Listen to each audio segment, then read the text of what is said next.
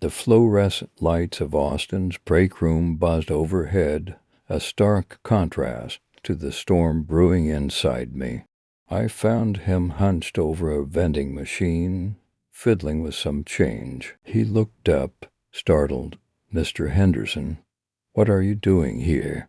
he stammered, shoving a handful of candy into his pocket. I held up the stack of papers I'd retrieved from his creditor-itemized list of Bates losses and increasingly desperate loan applications. "I think we need to talk, Austin," I said, my voice low and steady.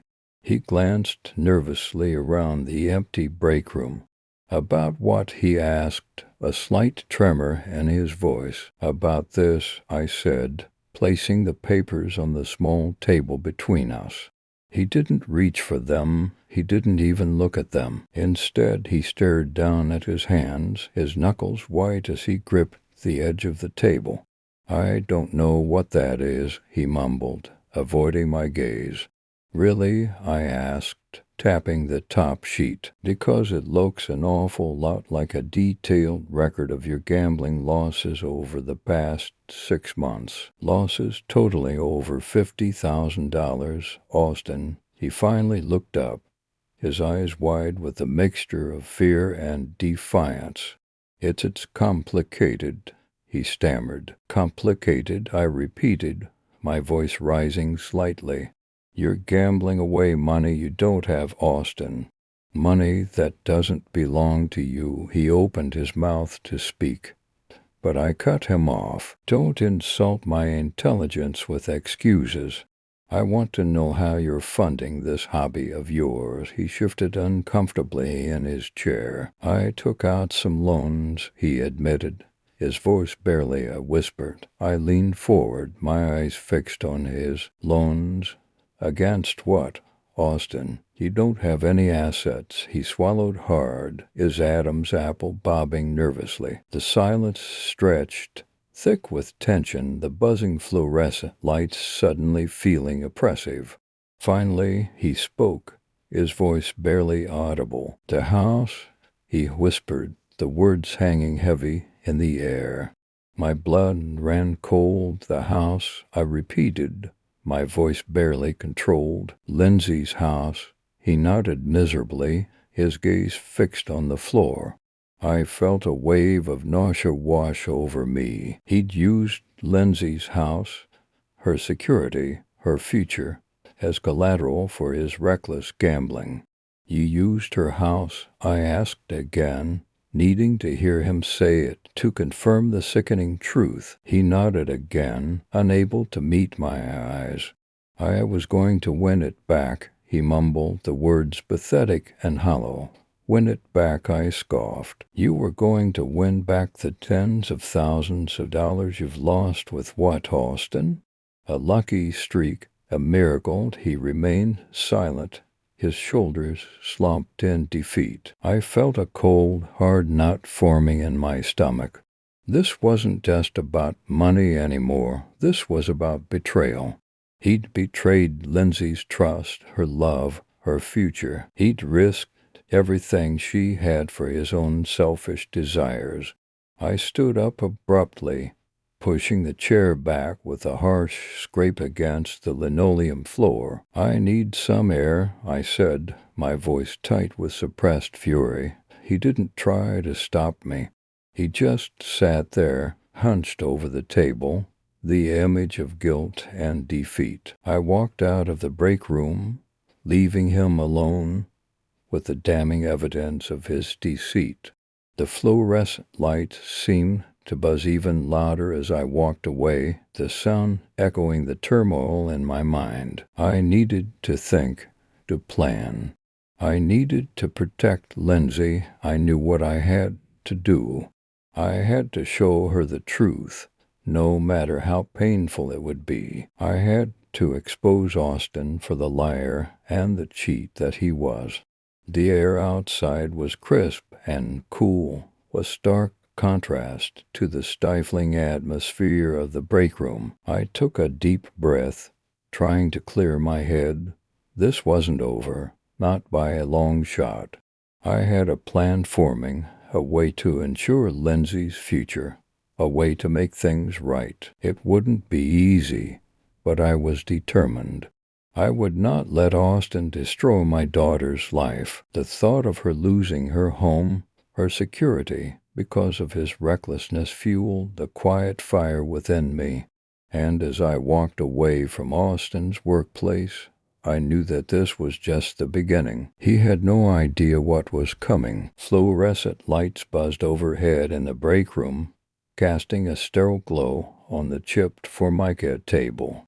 I sat across from Austin, a manila folder between us. "Austin," I said, my voice low and steady, "we need to talk." He leaned back in his chair, a smirk playing on his lips. "About what, Clarence?"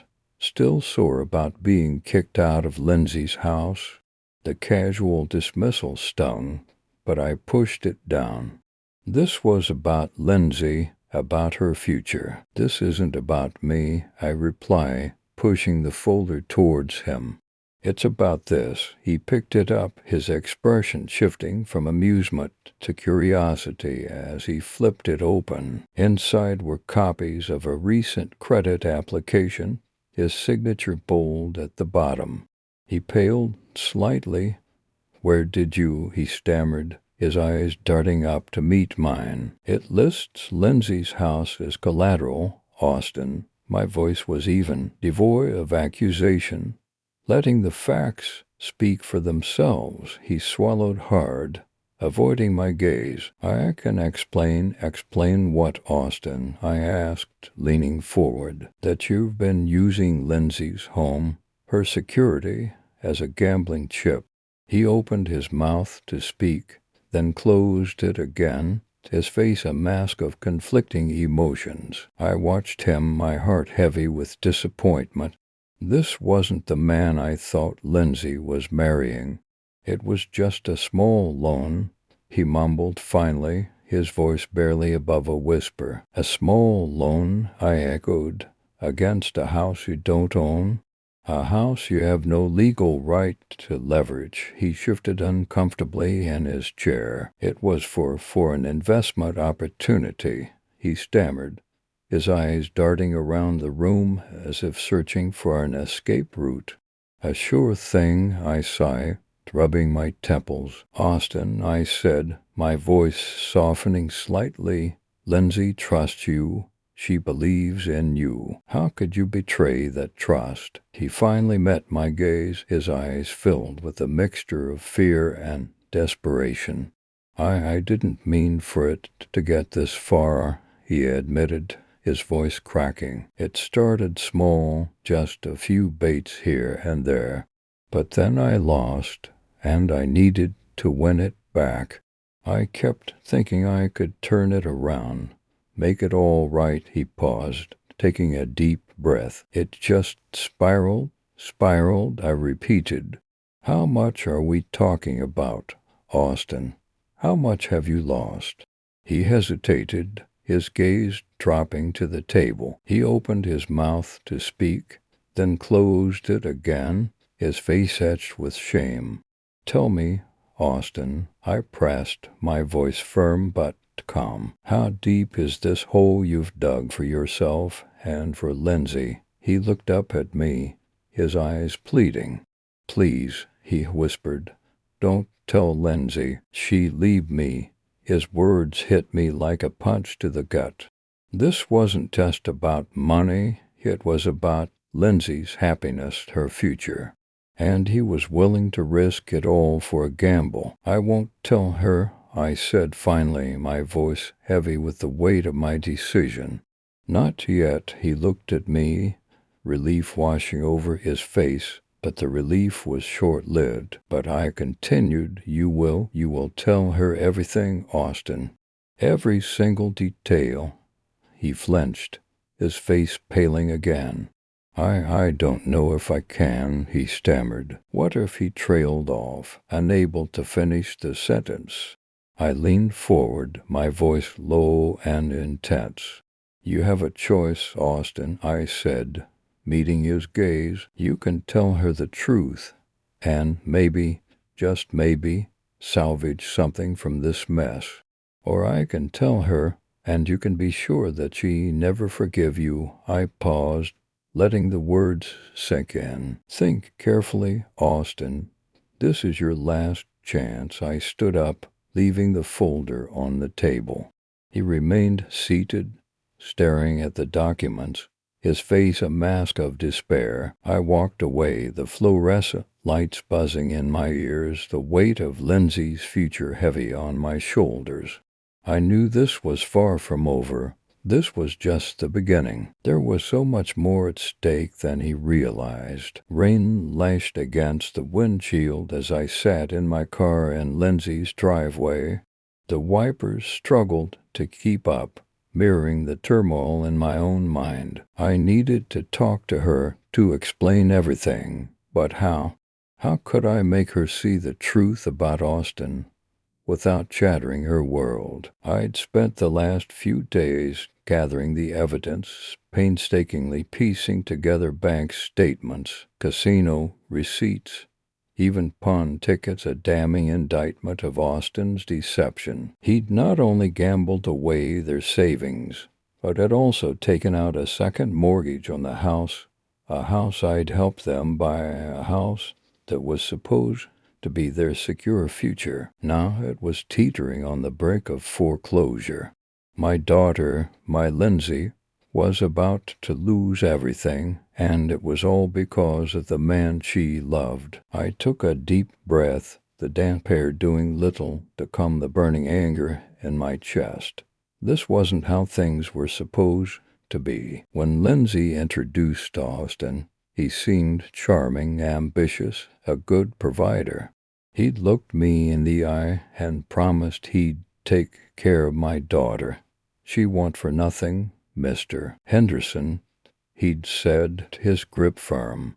"I'll make sure of it."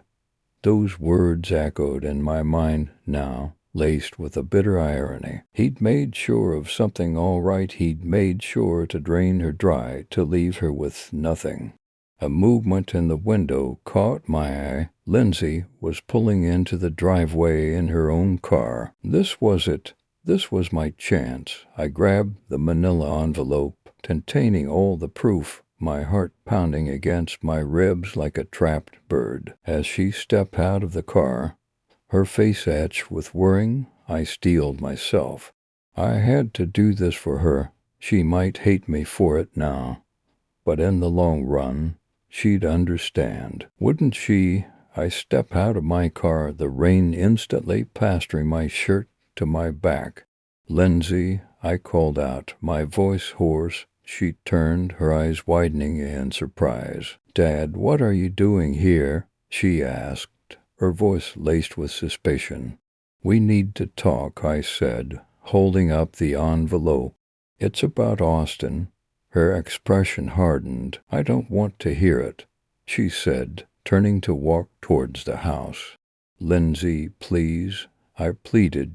"This is important. It's about your future."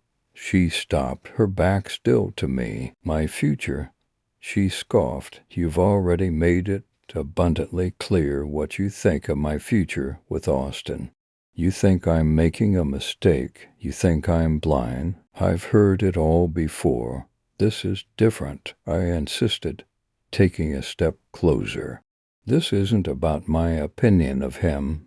This is about facts, hard evidence." She turned slowly, her eyes narrowed. "What are you talking about?" I hesitated. This was the moment of truth. "Lindsay," I said, my voice low and steady, "Austin is gambling. He's addicted. He's not the man you think he is." Her face paled. "That's a lie," she whispered, shaking her head. "He would never." "He has," I said, holding out the envelope. "He's gambled away your savings, Lindsay. He's even taken out a second mortgage on the house. You're on the verge of losing everything." The blood drained from her face, leaving her looking ashen. She stared at the envelope, her eyes wide with disbelief. "No," she breathed. That's not possible. It is, I said gently, my heart aching for her. I wouldn't lie about this. I have proof. Look for yourself. She reached out a trembling hand and took the envelope, her fingers fumbling with the clasp. As she pulled out the contents, her eyes scanned the documents, her face a canvas of dawning horror. Bank statements showing massive withdrawals, casino receipts with staggering losses, pawn tickets for her jewelry. It was all there, laid bare for her to see. The rain continued to fall, a relentless downpour that mirrored the storm raging inside her. She didn't say a word, just stared at the papers, her breath coming in ragged gasps. Finally, she looked up at me, her eyes filled with tears. I don't understand, she whispered, her voice choked with emotion. How could he do this to me? I reached out and put a comforting hand on her shoulder. I know, sweetheart, I said softly. I know. She leaned against me, her body shaking with sobs. I held her close, the rain soaking through our clothes as she finally allowed herself to grieve the loss of the man she thought she knew. The man she thought she'd spend her life with. The man who had betrayed her trust in the most devastating way imaginable. I knew this was just the beginning of a long and difficult journey for her. But I also knew that she was strong. She would get through this, and I would be there for her every step of the way.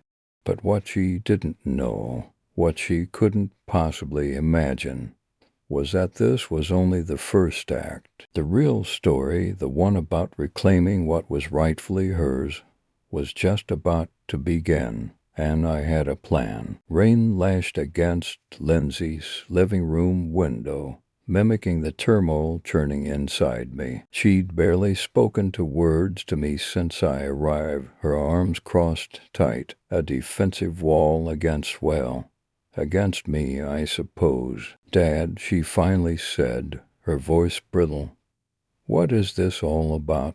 Why did you insist on coming here? You know Austin's not happy about it. I sighed, the weight of what I had to do pressing down on me like a physical burden. Lindsay, I started, my voice low, I need to show you something. I placed a thick manila envelope on her coffee table. The lamplight glinted off the metal clasp, making it look like a miniature treasure chest, one filled with not gold, but secrets. Lindsay eyed the envelope with suspicion. What is that? She asked, her gaze flitting between the envelope and my face. It's about Austin, I reply, keeping my voice even, and the reason why I was so concerned about your finances. Lindsay shifted uncomfortably. Dad, we talked about this. Austin and I are managing just fine. Her words were defensive, almost rehearsed, as if she were trying to convince herself as much as me. Lindsay, I said gently, please, just open it. She hesitated for a moment longer, her fingers hovering over the clasp. Then, with a quick, almost jerky movement, she flipped it open. The contents spilled out onto the polished wood bank statements, pawn shop receipts, betting slips, a collection of paper evidence detailing Austin's spiraling gambling habit. Lindsay picked up a bank statement, her eyes scanning the figures, her face paling with each line she read. What is this? She stammered, her voice barely above a whisper. It's Austin's account, I said quietly. He's been gambling, Lindsay, heavily. She looked up at me, her eyes wide with disbelief. No, she shook her head. That's not possible. Austin doesn't gamble. I'm afraid it is. Sweetheart, I said, my heart aching for her. I pointed to a particular entry on the statement. This withdrawal, I explained, it matches the down payment he supposedly made on your house. Lindsay's hand flew to her mouth, a small gasp escaping her lips. He didn't use his savings, she whispered, her voice trembling. I shook my head. He gambled it away. Lindsay, he's been taking out loans against the house to cover his losses. She sank back onto the sofa. The color drained from her face. The bank statements fell from her numb fingers, scattering across the table like fallen leaves. He promised me, she murmured more to herself than to me. He promised he'd stopped. I watched her, my heart breaking for her naivete, for the trust she'd so readily given. Lindsay, I said softly, I know this is hard to hear, but you need to know the truth. He's been lying to you. She picked up one of the pawn shop receipts, her eyes tracing the description of a familiar item. My grandmother's necklace, she whispered, her voice cracking. He pawned it, I nodded, unable to meet her gaze. The necklace had been a family heirloom, passed down through generations. Austin had given it back to her for their anniversary, claiming he'd had it repaired. Another lie. He's been using your trust, Lindsay, I said, my voice firm despite the pain I felt. He's been manipulating you. She sat there, staring at the scattered papers, the truth sinking in like a stone in her gut. The rain outside intensified, the wind howling like a banshee. The storm raging within her seemed to mirror the one outside. I don't understand, she finally said, her voice hollow. Why would he do this? I don't know, Lindsay, I admitted. But what I do know is that you're in danger. This house, your future, it's all at risk because of his addiction. She looked up at me, a flicker of resolve igniting in her eyes. The initial shock was giving way to something harder, something stronger. What can I do? She asked, her voice still trembling but with a new edge of steel. We'll figure it out together, I said, reaching out and taking her hand. We'll get through this. She squeezed my hand tightly, her grip surprisingly strong. The storm outside seemed to lessen slightly, the wind dying down, the rain softening to a gentle drizzle. A small sliver of hope pierced through the darkness. The fight wasn't over, not by a long shot. But for the first time since this nightmare began, I felt a glimmer of optimism. Lindsay knew the truth, and that, I knew, was the first step towards her freedom. This house, bought with lies and deceit, would be hers, and hers alone. I would make sure of it. The details of how were still forming, a plan coalescing in the back of my mind. But one thing was clear. Austin's reign of deception was over. The stale air in Lindsay's kitchen hung heavy with unspoken tension.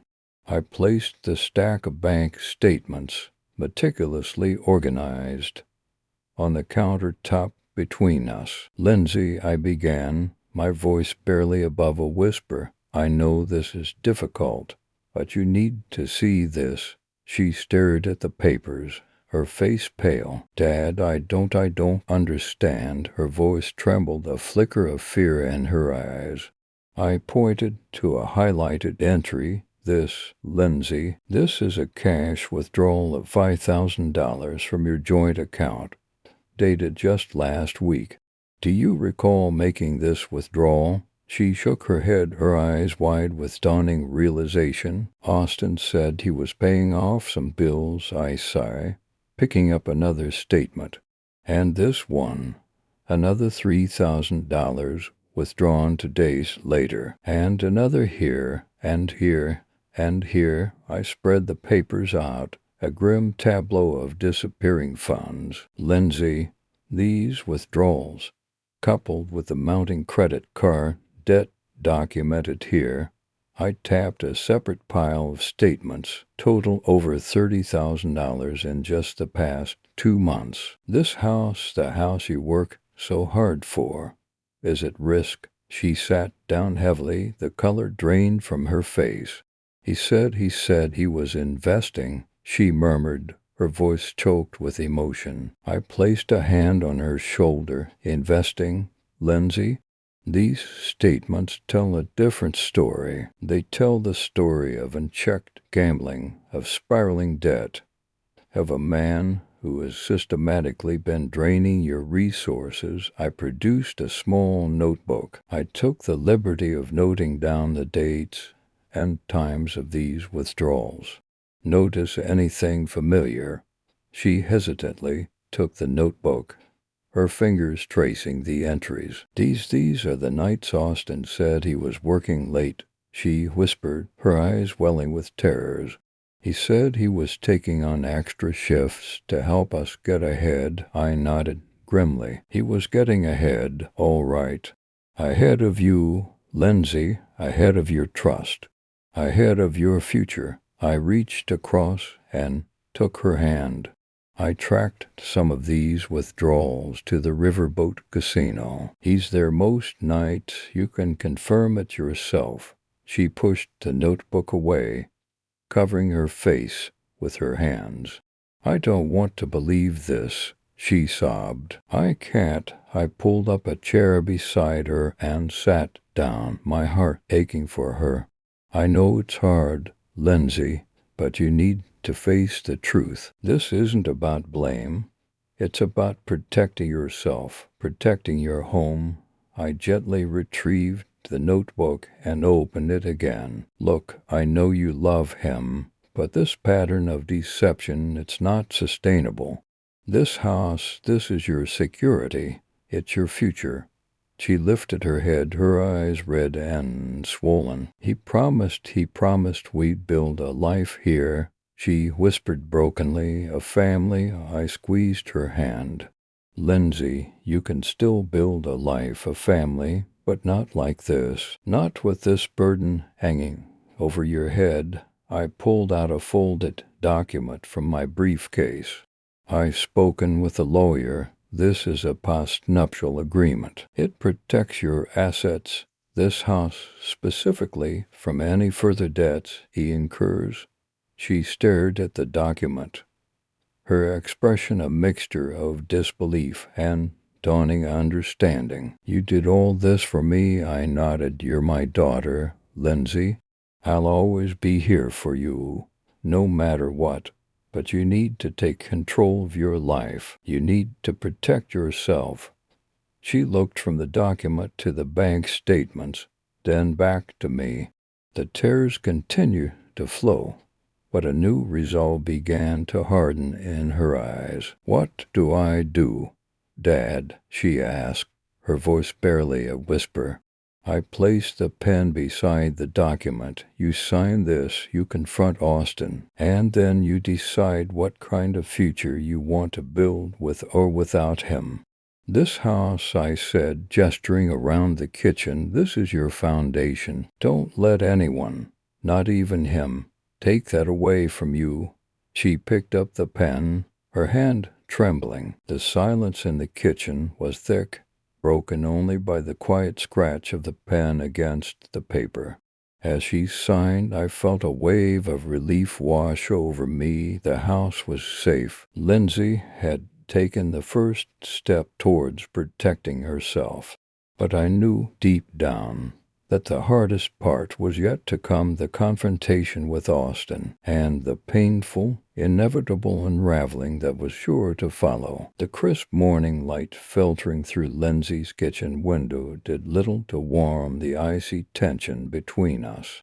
I want you to leave, Dad, she said, her voice trembling. If you don't, I'm calling the police. I sigh, pushing the stack of documents I'd brought across the countertop towards her. Lindsay, I said, trying to keep my voice even, before you do anything rash, I think you need to see this. She glanced at the papers, her face a mask of confusion. What is this? Bank statements. They're not mine. I met her gaze. They're Austin's, and they tell a story you need to hear. She picked up the top statement, her eyes scanning the figures. I don't understand, she mumbled, her brow furrowing. He said he was investing. He was, I confirm, my voice heavy, investing in poker games and online casinos. I watched as the color drained from her face, the realization dawning in her eyes. No, she whispered, shaking her head. He wouldn't. I pointed to a specific transaction. This, Lindsay, is a withdrawal of $20,000 2 days after you told him you couldn't afford new appliances. Lindsay slumped onto a kitchen chair, the bank statements fluttering to the floor. She stared blankly ahead, the shock evident in her expression. He promised me, she said, her voice barely a whisper. He promised he'd stop. I placed a hand on her shoulder, my heart aching for her. I know, sweetheart, but promises made under duress are rarely kept. She looked up at me, tears welling in her eyes. What am I going to do, Dad? I pulled out another document. This is a quitclaim deed. It transfers ownership of the house solely to you. Her eyes widened, but how? She stammered. I leveraged Austin's gambling debts against the house, I explained. The casino was happy to cooperate. They get their money, and you keep your home. He signed it over to you 2 weeks ago, believing he could recoup his losses. Lindsay's breath itched. He signed the house over to me without telling me.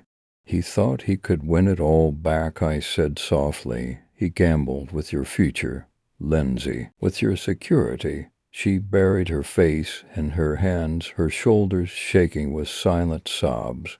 I let her cry, the weight of Austin's betrayal pressing down on us both. After a while, she lifted her head, her eyes red-rimmed but resolute. He's been lying to me for months, she said, her voice thick with emotion. All those late nights at work, he was at the casino. I nodded. The evidence is all there, Lindsay.